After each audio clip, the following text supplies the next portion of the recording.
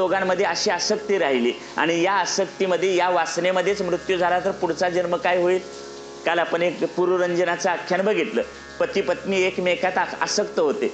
तो पत्नीत इतका आसक्त झाला की पुढचा जन्म त्याला स्त्रीचाच मिळाला. स्त्रीचा विचार करत करत मृत्यू झाला. त्याचा परिणाम काय झाला? कुठलाचं शरीर मिळालं? स्त्रीचं शरीर मिळालं. पुन्हा स्त्री होऊन जन्माला यावं लागलं.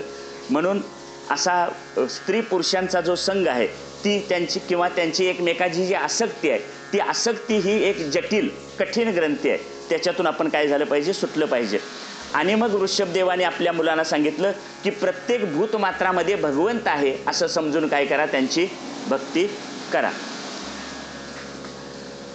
आता पुढे आहे वृषभदेवाने एवढा उपदेश केला आणि आपल्या मुलांना आणि उपदेश केल्यानंतर त्यांनी संन्यास दीक्षा घेतली आणि ते सुद्धा निघून गेले. बघा सगळेजण आपापल्या मुलांना काय काय तरी त्यांच्या हिताच्या गोष्टी सांगतात आणि निघून जातात.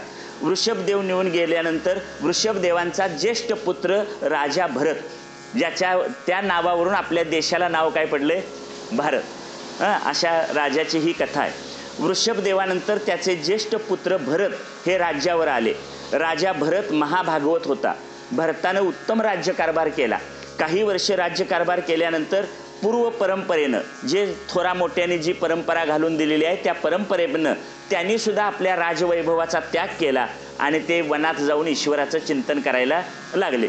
पण वनात जाऊन ईश्वराचं चिंतन करत असताना वनात गेले, राजवैभवाचा त्याग केला, वनात गेले, एक झोपडी बांधली, तिथं कंदमुळं फळं मिळतील ते खाऊन ईश्वराचं चिंतन करायला त्यांनी सुरुवात केली.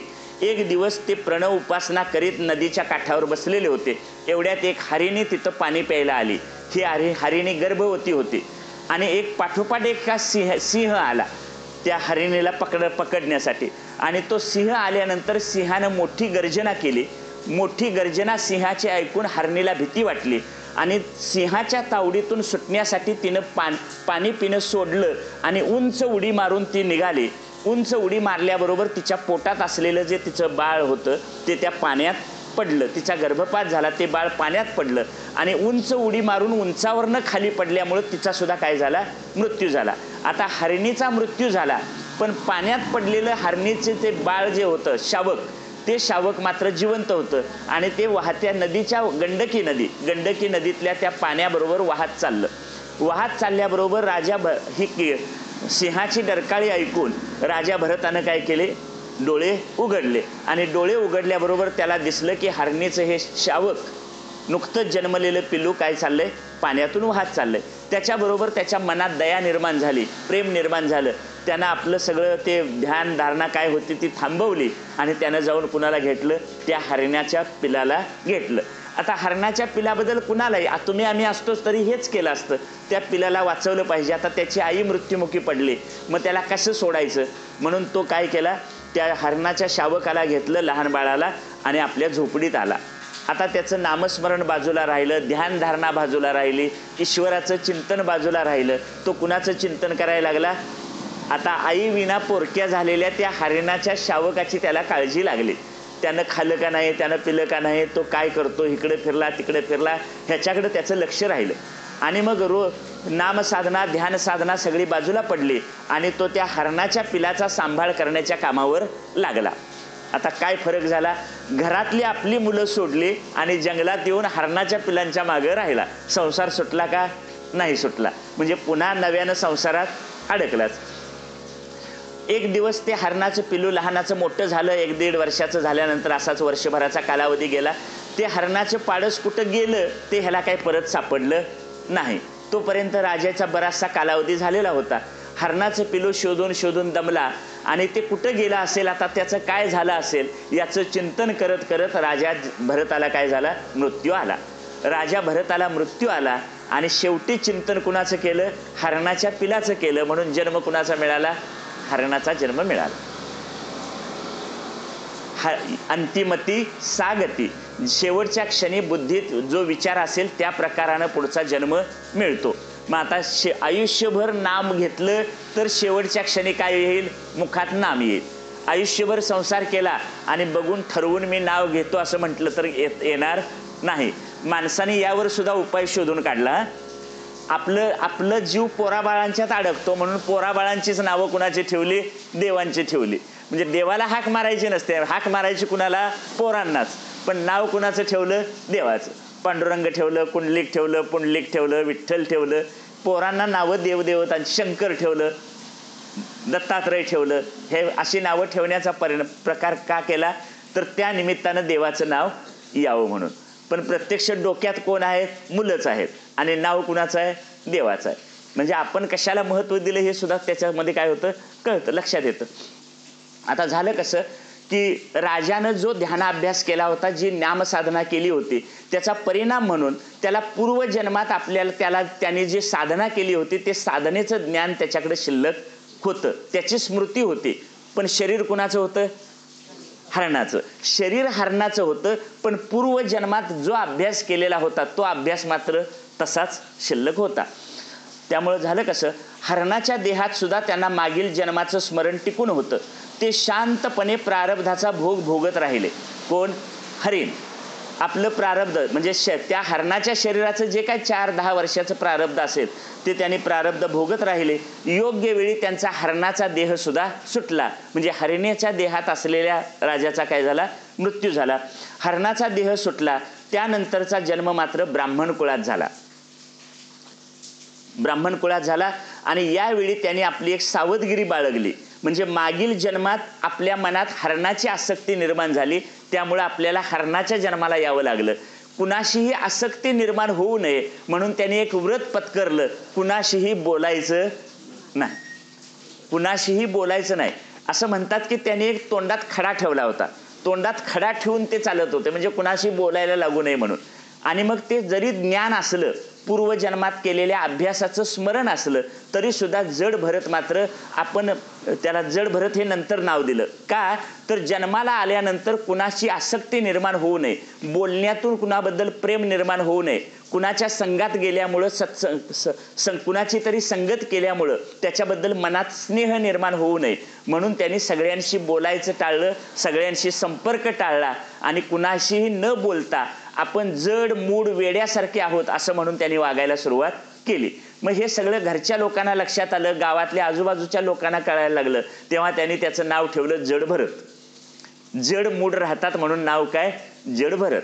असं जड भरत नाव ठेवलं. घरातल्या लोकांनी सुद्धा काही सांगितलं तर ते कळत नव्हतं, घरच्या लोकांशी ते काही बोलत नव्हते. मग घरच्या लोकांनी सुद्धा ठरवलं ह्या पोराचा आता आम्हाला काही उपयोग नाही. मग आता बाहेर काढलं बाजूला, कारण हे किती जण बाकीचे आहेत? 100 जण होते, बरोबर. इतरांनी काय केलं? त्याला घरातून बाहेर काढलं. घरातून बाहेर काढल्याबरोबर ते म्हणाले बरं झालं आता एकदा ह्यातनं काय झालो, मी सुटलो. आता सुटलो असं म्हणून ते बाहेर पडले आणि जिथं आपल्याला राहता येईल अशा वेगवेगळ्या ठिकाणी ते फिरत राहिले. त्यानंतर पुढची कथा अशी येते की जड भरत आणि राजा रहुगण यांची गाठभेट झाली. आता ही गाठभेट अशी सांगतात, शुकदेव सांगायला लागलेत. मुळाकडे जाऊया. मूळ लक्षात ठेवा, कोण कुणाला सांगायला लागले? शुकदेव सांगायला लागलेत. शुकदेव पुढे म्हणतात, एकदा सिंधू सौभीर देशाचा राजा रहुगण हा पालखीत बसून आपल्या गुरूंच्याकडे चालला होता सत्संग करण्यासाठी. कपिल मुनी म्हणून त्यांचे गुरु होते, त्या गुरूंच्याकडं हा राजा रहुगण चालला होता. जेव्हा तो एका नदीच्या काठावर आला, नदीचं नाव दिलंय इक्षुमती, या नदीच्या काठावरून त्याची पालखी चाललेली होती. राजा होता. मग पालखी वाहणाऱ्यांना काय म्हणतात माहितीये? भुई. पालखी वाहणारे कोण आहेत? भुई. मग त्या पालखीला 4 भुई होते पालखी वाहून नेणारे. आणि त्या दिवशी राजा निघाला, त्या दिवशी 3 जणच आले आणि 4था आला नाही. मग ह्या 3घांनी तिकडं पालखी घेऊन जायचं ठरवलं, पण पालखी घेऊन जाताना आता 4था माणूस कोणतरी पाहिजे. तेव्हा त्या 3 भुयांची नजर या जड मूड असलेल्या आणि शरीरानं धष्टपुष्ट असलेल्या जड भरतांच्याकडे गेली आणि त्यांनी जड भरताला काय सांगितलं? ह्या पालखीला तू काय कर, कांदा दे आणि तू पालखी व्हायला मदत कर. आता ह्या 4घांच्या ह्याच्यावर खांद्यावर पालखी घेऊन राजा रहुगण आपल्या गुरूंच्याकडे चालला होता. चालताना झालं काय की बाकीचे भुई रोजच्या नियमाने चालत होते, पण हे जे राजा जड भरत आहेत, हे जड भरत मात्र त्यांच्यात एवढा भगवत भाव भरलेला होता की आपल्या समोर किडा मुंगी काही कीटक आलं तो आपल्या पायाखाली मृत्यू पावू नये म्हणून ते उड्या मारत चालायचे. काय करायचे? उड्या मारत चालायचे. आणि उड्या मारत चाललेला असल्यामुळं आत बसलेल्या राजाला उड्या मारली की काय व्हायचा? धक्का बसायचा. म्हणजे बाकीचे तिघजण नीट चालत होते, पण हा एकटा नीट चालत नव्हता. त्यामुळं पालखीसारखी काय व्हायची? डचमळायची आणि पालखीत बसलेल्या राजाला त्याचा त्रास व्हायचा. तेव्हा राजा रहुगणानं यांना ह्या सगळ्या भोयांना खडसावलं. अरे नीट चाला, तुम्हाला नीट चालता येते का नाही? मग ह्या तिघांनी सांगितलं आम्हाला नीट चालता येते, पण हा जो चौथा घेतलाय तो काही नीट चालत नाही. मग तो म्हणतो मला, त्याने त्या राजा रहुगण जड भरताला म्हणाले, धष्टपुष्ट खाऊन मातला आहेस, धष्टपुष्ट आहेस, नुसताच खाऊन मोठा झालास, त्यापेक्षा जरा नीट चाल. तेव्हा ते म्हणतात, होय तुम्ही म्हणता ते बरोबर आहे, माझं शरीर धष्टपुष्ट झालंय. माझं कोण शरीर काय झालंय? धष्टपुष्ट झालंय. तुम्ही म्हणता मला नीट चाला, पण मला जसं चालता येते तसंच मी चालतोय. ह्याचा बोलण्याचा राजाला राग आला. राग आल्यानंतर ते त्याला बोलायला लागले की तू काय करतोस? एवढा धष्टपुष्ट असून सुद्धा नीट चालत नाहीस. आणि राजाला राजा असल्याचा जरा सुद्धा काय होता? अहंकार होता. आणि राजा सुद्धा आपल्या गुरूंच्याकडे चालल्यामुळं तो स्वतःला पंडित समजत होता. तेव्हा जड भरत म्हणाला की राजा, तू जे बोललास ते योग्य आहे. काय योग्य आहे? हा शरीर, हे माझं शरीर स्थूल आहे, म्हणजे जाडजूड आहे. शरीर स्थूल आहे. स्थूल असणं किंवा अशक्त असणं हा कुणाचा धर्म आहे? शरीराचा आहे. तरुण कोण आहे? शरीर आहे. म्हातारं कोण आहे? शरीर आहे. यात असलेला आत्मा तो लहान नाही, तो तरुण नाही, तो म्हातारा नाही. आत्मा अजर आणि अमर आहे. अज म्हणजे आत्मा जन्माला येत नाही. शरीर कसं झालंय? जन्माला आलंय. अजर म्हणजे आत्मा म्हातारा होत नाही, पण शरीर काय होतं? म्हातारा होतं. बरोबर? आत्मा मरत नाही. आत्मा का मरत नाही? आत्माला जन्माला येत नाही म्हणून आत्मा मरत नाही. शरीर जन्माला येतं म्हणून शरीर काय होतं? मरतं. तू जे माझ्या शरीराला बोलतो आहेस ते बरोबर आहे, पण माझ्या खऱ्या तत्वाकडं, माझं जे खरं स्वरूप आहे त्याच्याकडं तुझं लक्ष नाही. शरीराला लागणारी भूक, शरीराला लागणारी तहान, शरीरामध्ये आपल्या जीवाला वाटणारं भय किंवा शरीरात ह्या मनात निर्माण होणाऱ्या इच्छा, हे सगळे धर्म कुणाच्या ठिकाणी आहेत? शरीराच्या ठिकाणी आहेत. या शरीराला 6 प्रकारचे विकार आहेत. अस्ति म्हणजे असणे, जायते म्हणजे जन्माला येणे, वर्धते म्हणजे वाढ होणे, विपरिणमते म्हणजे पक्व होणे, अपक्षीयते म्हणजे क्षीण होणे आणि म्रियते म्हणजे नष्ट होणे. हे 6 प्रकारचे विकार शरीराला आहेत, आत्म्याला नाहीत. तुकाराम महाराज म्हणतात, उपाधी वेगळे तुम्ही निर्विकार, काहीच संसार नाही तुम्हा. शरीराला विकार आहेत, शरीरात लपलेल्या चैतन्याला हे विकार नाहीत. असं राजा जड भरत बोलायला लागल्यावर रहुगणाचे डोळे खाडकन उघडले आणि तो म्हणाला की हा काय कोणी साधा माणूस दिसत नाही. म्हणून पालखीतून तो खाली उतरला आणि खाली उतरल्यानंतर त्यांना काय केला? जड भरताना नमस्कार केला आणि काही प्रश्न विचारले. म्हणतात, शुकदेव म्हणतात, मुनीवर जड भरताचा हा विचार ऐकून राजा रहुगण पालखीतून खाली उतरला. जड भरतांच्या पायावर डोकं ठेवून त्यांना आपल्या अपराधाची क्षमा मागितली आणि आपण कोण आहात? आपलं खरं स्वरूप लपवून तुम्ही इकडं तिकडं का फिरत आहात? तुम्ही माझे गुरु कपिल मुनी तर नाही ना? असं म्हणून त्याने काय केलं? प्रश्न विचारला. तेव्हा राजा रहुगणाला जड भरताने काही उपदेश केला. त्या उपदेशामध्ये ते असं म्हणतात, हे बघ, तू राजा आहेस आणि मी सेवक आहे. हे शरीराच्या दृष्टीनं बरोबर आहे, पण परमार्थाच्या दृष्टीनं तुझं शरीर सुद्धा पृथ्वी तत्वाचं बनलंय, पंचमहाभूताचं बनलंय. आणि माझं शरीर सुद्धा कशाचं बनलंय? पंचमहाभूताचं बनलंय. आणि ही ज्या पालखीत तू बसलेला आहेस ती पालखी सुद्धा कशाची आहे? पंचमहाभूतांची आहे. त्यामुळं हे राजा, हा देह हा पृथ्वीचा विकार आहे. राजा रहुगणाचा देह सुद्धा पृथ्वीचा विकार आहे, पण त्याचा व्यर्थ अभिमान आपण धरतो. आणि ही सगळी संपूर्ण चराचरात निर्माण झालेली भूतं म्हणजे जड आणि चेतन किंवा सजीव आणि निर्जीव, ह्या सगळ्या सजीव निर्जीव गोष्टी पृथ्वीपासून उत्पन्न होतात, पृथ्वीवरच जगतात, जीवन जगतात आणि शेवटी पृथ्वीतच काय होतात? लीन होतात. आणि पृथ्वी हे सुद्धा एक कार्य आहे. आणि हे सगळं कुणाचं कार्य आहे? मायेचं कार्य आहे. आणि परमात्मा ही एकच सत्य वस्तू आहे. परमात्मा ही एकच सत्य वस्तू आहे आणि ज्या जगात आपण राहतो ते जग मिथ्या आहे. आजचा सेवक हा उद्याचा राजा आहे आणि आजचा राजा हा उद्याचा काय आहे, सेवक आहे. कोणाची वेळ कशी फिरेल आणि कोणाला काय व्हावं लागेल ही काळाची गती काय करते, ठरवते. त्यामुळं राजा असण्याचा अहंकार बाळगू नकोस. राजा असलास तरी तुझा देह सुद्धा पंचमहाभूतांचाच आहे आणि माझा देह सुद्धा कशाचा आहे, पंचमहाभूतांचा आहे. म्हणून एक कर, ते म्हणतात रहुगणा महापुरुषांच्या चरणधुलीत जा, म्हणजे महापुरुषांच्या चरणाजवळ जा आणि महापुरुषांच्या चरणाजवळ गेल्याशिवाय केवळ तप करून, कर्म करून, दान धर्म करून कोणत्याही साधनानं परमात्मा प्राप्त होणार नाही. तुला जर परमात्म्याची प्राप्ती करून घ्यायची असेल तर तू सत्संग केला पाहिजेस. आपण 4 दिवसात रोज मला वाटतंय हा संबंध विषय आलाय, कुठला, सत्संग. हे इथं चाललाय हा सुद्धा काय आहे म्हणायचा, सत्संग आहे. आम्हाला संत शरीरानं दिसत नाहीत. शरीराचे संत आता कोण नाहीत, ज्ञानेश्वर नाहीत, तुकाराम नाहीत, रामदास नाहीत, एकनाथ नाहीत. पण ज्ञानेश्वरांची ज्ञानेश्वरी ही त्यांची वाङ्मय मूर्ती आहे. भागवत ही भगवान श्रीकृष्णांची वाङ्मय मूर्ती आहे. भगवद्गीता ही भगवान श्रीकृष्णांची काय आहे, वाङ्मय मूर्ती आहे. बरोबर.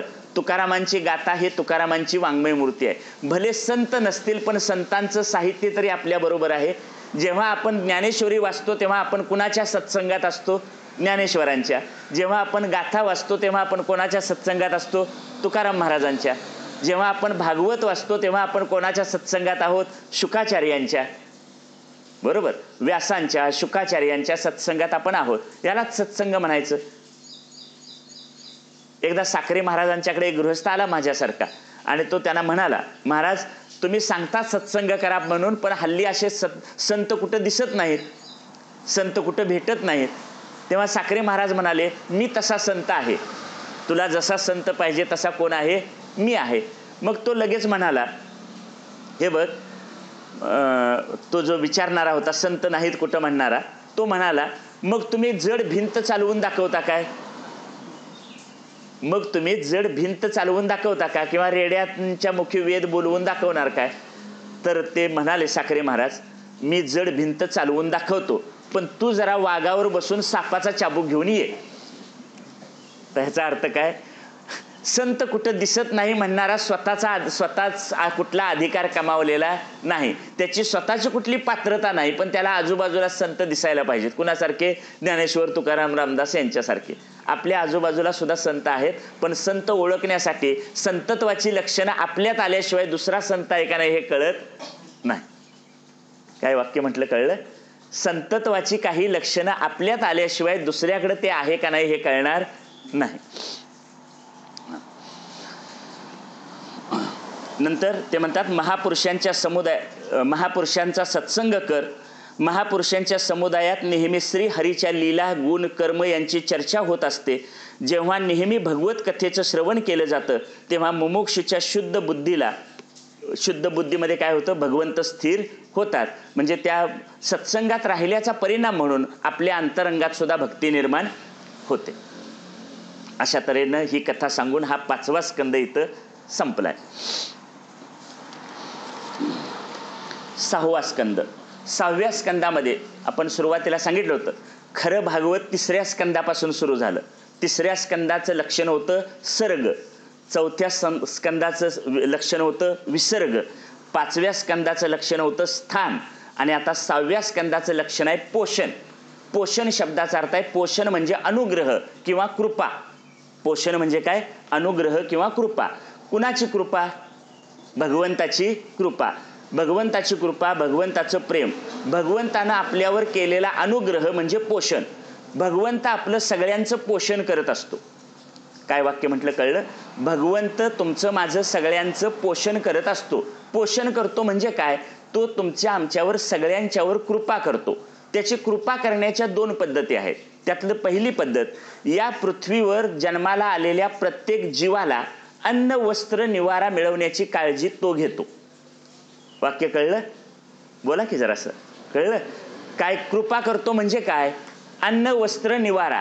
म्हणजे तुम्हाला माणसाला नव्हे, मुंगीला सुद्धा अन्न मिळण्याची काळजी कुणाला आहे, त्याला आहे. मुंगीला अन्न मिळावं, गाई म्हशीला अन्न मिळावं, साप, विंचू, सरडा यांना त्यांचं अन्न मिळावं याची काळजी कुणाची आहे, भगवंताची आहे. म्हणजे केवळ माणसालाच अन्न मिळवण्याची काळजी घेतो असं नाही, पृथ्वीवर जन्माला आलेल्या सर्व जीवांना अन्न वस्त्र निवारा देण्याचं काम कोणाचं आहे? त्याचं आहे. ही त्याची कृपा आहे. प्रत्येकाला अन्न वस्त्र निवारा मिळतो. उंदरं बिळं काढतात, त्याच्यात साप जाऊन राहतो. आम्ही म्हण तयार केली, आळत्या बिळात नागोबा. पण योजना कुणाची? उंदरांना काम कुणी जोडून दिलं? सापांना राहण्यासाठी घर मिळावं यासाठी उंदरांना बिळ तयार करण्याचं काम भगवंतानंच दिलं. आलं लक्षात? म्हणजे आपण म्हण तयार केली, आयत्या बिळात नागोबा. पण आयत्या बिळात नागोबा असलं अशी म्हण तयार केली तरी त्यांच्यासाठी हे काम त्यांना कुणी लावलंय? भगवंताने लावलंय. म्हणजे अन्न वस्त्र निवारा प्रत्येकाला मिळावं याची काळजी कोणी घेतलेली आहे? भगवंतानं. काळजी म्हणा किंवा हीच आमच्यावर असलेली भगवंताची काय आहे? कृपा आहे. मी जन्माला आलो, एक वाक्य सांगतो. मी जन्माला आलो, मी 1 दिवसाचा माझ्या आईच्या मांडीवर होतो, तेव्हा माझ्यासाठी आईजवळ दुधाच्या रूपात अन्न असावं, मला राहायला एक घर असावं, असा मी काय अर्ज केला होता काय? आपण देवाकडे काय अर्ज केला होता काय? अमुक अमुक गावात अमक्या आई वडिलांच्या पोटी मी जन्माला येणार आहे, माझ्या अन्न वस्त्र निवाऱ्याची सोय करून ठेवा, असा काय अर्ज केला होता? नाही केला. पण तरी सुद्धा आम्ही अशी कुठलीही मागणी न करता माझ्यासाठी माझ्या आईजवळ अन्न तयार करून ठेवण्याचे काम कुणी केलं? भगवंतानं केलं. बरोबर. साने गुरुजींचं म्हणतात किंवा एक अरबी तत्वज्ञानात सांगितलेलं म्हणतात, दोघांचं असलं तरी वाक्य छान आहे. वाक्य असं आहे, परमेश्वरानं स्वतःला सर्वत्र हजर राहता यावं म्हणून घराघरात आई निर्माण केली. काय वाक्य कळलं? परमेश्वराला सर्वत्र हजर राहता यावं म्हणून त्यानं घराघरात कुणाची निर्मिती केली? आईची निर्मिती केली. म्हणजे प्रत्येकाच्या घरात आईच्या रूपात कोण आहे? पांडुरंगच आहे. बरोबर. तुमचं पालन पोषण करायला पांडुरंग काय पंढरपुरातनं तुमच्या प्रत्येकाच्या घरी येईल का? पांडुरंगानं आपला एक माणूस त्या घरात ठेवलेलाच आहे, बापाच्या रूपात आणि आईच्या रूपात, कधी गुरुच्या रूपात. म्हणून आमची संस्कृती सांगते, मातृदेवो भव, पितृदेवो भव, आचार्य देवो भव. हे तिघ देवासारखे आहेत, कारण ते आमचं तिघजण मिळून काय करतात? पालन पोषण करतात. आई आमचं पालन पोषण करते ते या अर्थानं. बरोबर. आपल्याकडे एक हे लागायचं बघा रेडिओवर गाणं, मागे उभा मंगेश, पुढे उभा मंगेश, माझ्याकडे देव माझा पाहतो आहे. याचा अर्थ भगवान श्रीकृष्णाने अर्जुनाच्या पुढे उभा राहिले रथावर आणि अर्जुनाचा सांभाळ केला, आणि प्रभू रामचंद्राने सुग्रीवाला मागं राहून सांभाळलं. एक महाभारतातलं उदाहरण आहे, अनेक रामायणातलं आहे. माणसं म्हणतात बऱ्याच वेळा बघा, एखादा अपघात होतो, अपघाताच्या वेळी 4 मोठी माणसं मरतात आणि लहान मुलं मात्र काय होतात? जगतात. पेपरवाले बातमी देतात, देव तारी त्याला कोण मारी. त्या लहान मुलांची काळजी कुणी घेतली? भगवंतानं घेतली. बरोबर. ही काळजी भगवंतानं घेतली. आता एक अन्न वस्त्र निवारा देऊन सामान्य रूपानं पोषण करतो, म्हणजे आमच्यावर कृपा करतो. आणि दुसरी एक कृपा आहे विशेष रूपानं पोषण करणं. विशेष रूपानं पोषण करणं म्हणजे काय? आम्हाला भगवंत बुद्धी देतो. भगवान श्रीकृष्ण भगवद्गीतेत म्हणतात, ददामी बुद्धी योगम, मी माझ्या भक्ताला काय करतो? बुद्धी देतो. मी माझ्या भक्ताला बुद्धी देतो. बुद्धी देतो या शब्दाचा अर्थ बुद्धी देतो म्हणजे ज्ञान देतो. बुद्धी देतो म्हणजे काय करतो? ज्ञान देतो. आपण बऱ्याच वेळा म्हणतो बघा, अशी काहीतरी एखादी दुर्घटना घडायच्या अगोदर आपल्याला काहीतरी सुचतं आणि सुचल्याप्रमाणे आपण केलं की बरं झालं, आपल्याला योग्य वेळी सुचलं. एक उदाहरण सांगतो. समजा तुमची 4 व्हीलर गाडी आहे. 4 व्हीलर गाडीवरनं तुम्ही घरातली नवरा बायको मुलं किंवा त्यांचे आई वडील असं आपण तुम्ही 4-5 जण कुठंतरी 1 दिवसाच्या किंवा 2 दिवसाच्या बाहेर प्रवासाला निघालाय. नवरा गाडीत बसलेला असतो, मुलं बसलेली असतात, नवऱ्याचे वडील आई कोण असलेले बसलेले असतात. एक व्यक्ती मात्र घरातनं अजून त्याच्यात येऊन बसलेली नाही. तिचं लवकर आवरतच नाही. कोणती? इकडे बसलेत सगळे. त्यांचं काय लवकर आवरत नाही. आता ती आलेली नाही, तिचं लवकर आवरत नाही, याबद्दल मी 50% सहमत आहे, 100% नाही. 50% तिचं आवरत नाही हे बरोबर आहे. म्हणजे आई अजून तिथं येऊन बसलेली नाही. काय करते ती? तिचा आवरायला 50% वेळ गेला, पण उरलेला वेळ 50% पाठीमागच्या दाराची कडी लावणे, घरातल्या सगळ्या खिडक्या लावणे, मधलं दार लावणे, पुढचं दार लावणे, पुढच्या दाराला कुलूप लावणे, बाहेर दाराला गेट असेल तर ते ओढणे आणि मग गाडीत येऊन बसणे, ही सगळी कामं कुणाकडे असतात? आईकडं, त्यामुळे तिला यायला काय होतो, वेळ होतो. मग ती वेळानं येते आणि गाडीत बसली की पोरं म्हणतात तुझं असंच असतंय त्यामुळे आम्हाला कुठं जायला मिळत नाही. नवरा म्हणतोय म्हणून मी हिला कुठं घेऊन जाईत नाही. अशी दोघांची एकमेकाची चर्चा होते. आता बसलेल्या आईला ती लगेच म्हणते, अगोदर उशिरानं येऊन बसलेली आहे पण नंतर ती लगेच म्हणते 1 मिनिट हा थांबा जरा आलोच. 1 मिनिट थांबा म्हणून आई परत गाडीतनं खाली उतरते, बाहेरचं गेट उघडते, मुख्य दरवाजाचं कुलूप काढते, मुख्य दरवाजा उघडून पुन्हा आतला दरवाजा उघडते, पाठीमागच्या स्वयंपाकघरात जाऊन तिला लक्षात येतं गॅसचं बटन तेवढं बंद करायचं राहिलंय, तेवढं ती बंद करते आणि परत सगळं बंद करत कुठे येऊन बसते, गाडीत येऊन बसते. आणि गाडीत येऊन बसल्यावर आई म्हणते बरं झालं मला सुचलं म्हणून, नाहीतर परत येईपर्यंत काही घर जाग्यावर राहिलं नसतं. माझा प्रश्न एवढा आहे, आईला सुचलं का आईला भगवंतानं सुचवलं? बोला की. आई म्हणते मला सुचलं म्हणून बरं झालं, म्हणजे कर्तृत्व कुणाकडे घेतलं, आईनं घेतलं. पण बुद्धिदाता कोण आहे? नारायण. बुद्धिदाता नारायण. आईला सुचवणारा भगवंत आहे. म्हणून आपल्या सुद्धा जीवनात अनेक काही अशा कसोटीचे प्रसंग येतात, संकटाचे प्रसंग येतात आणि काहीतरी मार्ग सुचतो आणि आपण त्यातनं काय होतो, बाहेर पडतो. अशी सूचना देणारा, असं सुचवणारा, काहीतरी आकस्मिकपणे मदत तुम्हाला करणारा, ही योजना कोणाची आहे? भगवंताची आहे. याला म्हणायचं विशेष रूपानं पोषण. पोषण म्हणजे अनुग्रह किंवा कृपा. हे पोषण 2 प्रकाराने, एक सामान्य रूपानं म्हणजे अन्न वस्त्र निवारा देऊन आणि दुसरं विशेष रूपानं म्हणजे बुद्धी देऊन किंवा ज्ञान देऊन. आणखी एक वाक्य, समजा तुम्ही सगळी शेतीशी संबंधित माणसं आहे. आता इथं अनेक फुलाची झाडं लावले. आता फुलाची झाडं लावल्यामुळे इकडे झांझड वाढली आहे. तुमच्यातला कोणीतरी एकानं खुरपं घेतलं मृग नक्षत्र सुरू व्हायच्या अगोदर आणि त्याच्या फांद्या काय केल्या, तोडल्या. फांद्या तोडल्या, खालचं रान काढलं, जरा माती भुसभुशीत केली, खत घातलं. आता झाडाच्या वाढलेल्या सगळ्या फांद्या तोडून नुसते खूट तुम्ही ठेवले. तुम्ही झाडाचे शत्रू आहे म्हणायचं काय? तुम्हाला झाडं मोठी झालेली बघवत नाहीत असं मी म्हणू काय? नाही म्हणायचं. का तर ते झाडं छाटली तर उद्या त्यांना नव्यानं काय येणार आहे, फूट लागणार आहे. उद्या नव्यानं फुटवा लागणार आहे आणि त्यांची चांगली वाढ होणार आहे, हवी तशी वाढ होणार आहे. मग आता त्यांनी त्या फांद्या तोडल्या याचा अर्थ आपण काही झाडाचे शत्रू नाही. देव सुद्धा आमच्या अशा फांद्या कधी कधी काय करतो, छाटतो. का फांद्या छाटतो याचा अर्थ आमच्या जीवनात प्रतिकूलता काय करतो, निर्माण करतो. अनेक संकट येतात, दुःखाचे प्रसंग येतात आणि मग त्यातनं आपण पण काही कालावधी गेल्यानंतर आपण म्हणतो झालं ते कसं झालं, बरं झालं. एक छान दृष्टांत आहे. समजा तुमच्या बाजून एक 2-3 वर्षाचं मूल आहे. 2-3 वर्षाचं मूल गटारीत पडलं, गटारीतली सगळी घाण त्याच्या अंगाला लागली. आईला कळलं. आई पळत पळत घरातनं बाहेर आली. काय करेल पहिल्यांदा? त्याला जे पडलंय गटारीत त्याला उचलून बकोट्याला धरून बाहेर काढायचं, हात आवरायचा आणि जेवढ्या ताकदीने त्याला एक जोरात मारता येईल तेवढं जोरात धपाटा मारायचा. लगेच दुसरं काम काय, त्याला आत घेऊन जायचं, आंघोळ घालायची, नवीन कपडे घालायची, पावडर टिकली लावायची आणि खेळायला बाहेर सोडायचं. आपण कशाकडे बघणार? आईनं मारलेला जोरात तडाखा बघायचा का आईनं तयार करून नव्यानं पुन्हा बाहेर पाठवलं हे बघायचं? माझं तरी लक्ष त्या तडाख्याकडे जाईल. बरोबर. म्हणजे आपण दुसऱ्या देव सुद्धा आमच्यासारख्या संसाराच्या गटारीत पडलेल्यांना असा बकोट्याला धरून काय करतो, उचलतो आणि एक जोराचा तडाखा देतो. हा तडाखा कशाचा असतो? आर्थिक नुकसानीचा असतो, एखाद्या आजारपणाचा असतो. बरोबर.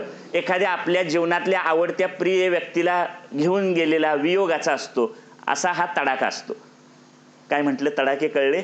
आपल्या संसारातल्या एखाद्या प्रिय व्यक्तीला तो घेऊन जातो, हा एक तडाखा असतो. आर्थिक नुकसानीचा एखादा तडाखा असतो किंवा एखाद्या आजारपणाचा काय असतो, आजारपण, अपघात याचा तडाखा असतो. हा तडाखा त्यानंच दिलेला आहे. आम्ही त्या तडाख्याकडे लक्ष ठेवतो आणि म्हणतो मी तुझं एवढं सगळं करतो पण तुझं काही माझ्याकडे लक्ष नाही. पण नंतर त्यानं जो आमचा सांभाळ केलेला असतो त्याच्याकडे आपलं लक्ष जात नाही. आपल्या जीवनात बऱ्याच वेळा काही प्रतिकूल गोष्टी घडतात. तुकाराम महाराजांच्या जीवनात सुद्धा प्रतिकूल गोष्टी घडल्या. तुकोबा म्हणतात, बाप मेला न कळता सरली संसाराची चिंता. मला कळत नव्हतं तेव्हा बाप मेला, संसाराची चिंता सुटली. बरे झाले देवा मेली बाईल कर्कशा. पुढे म्हणतात देवे माया सोडविले. म्हणजे दुष्काळ पडला, उद्योगधंदा बुडाला, बाप मेला, बायको मेली, ह्या सगळ्या प्रपंचात घडलेल्या प्रतिकूल गोष्टी ह्या काय झाल्या, बऱ्या झाल्या. बऱ्या झाल्या म्हणजे काय, समजा बायको रोज छान छान चांगलं करून घालणारी असते तर तुकोबांचं लक्ष पांडुरंगाकडे गेलं असतं काय. तुम्हाला मी सगळ्यांना प्रश्न विचारतो, तुम्हाला ह्या जगातली सगळी सुख दिली तर किती जण देवाचं नाव घेणार. आता तुम्ही घेत नाहीस हा का, तर देवानं कुठं काय माझं चांगलं केलंय.